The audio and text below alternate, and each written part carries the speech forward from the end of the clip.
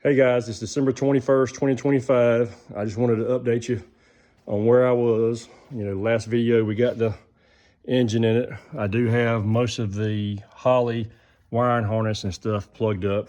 I'm still not ready to crank it. So I do have a lot of the interior back together.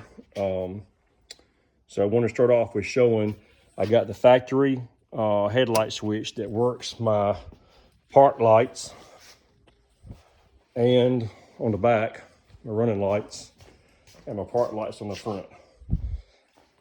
I used the factory switch to run my headlights, as you can see. And the man that I bought it from, he had the fog lights wired through the fog light switch. So I've still got that like that, which is pretty cool.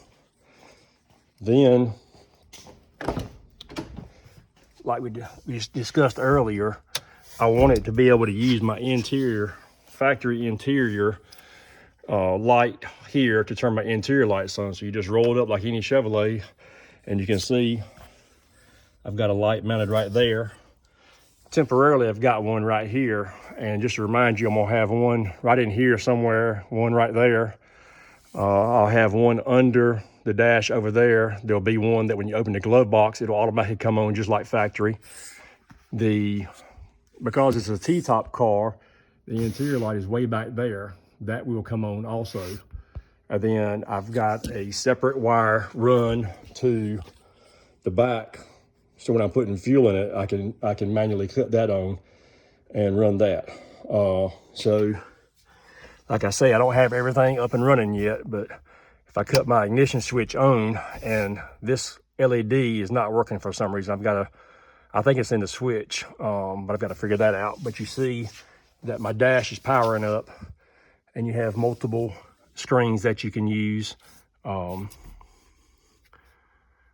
I don't have any of that programmed yet. You got different functions right there, but that's my next step, is to get the Holley HP updated and the dash updated, because the dash is about a year and a half old, and the Holley HP is probably 4 or 5 years old. Even though it's all brand new, I need to update it to the latest and greatest software. So I've still got a little bit of wiring to do, and I've got to pull the intake back off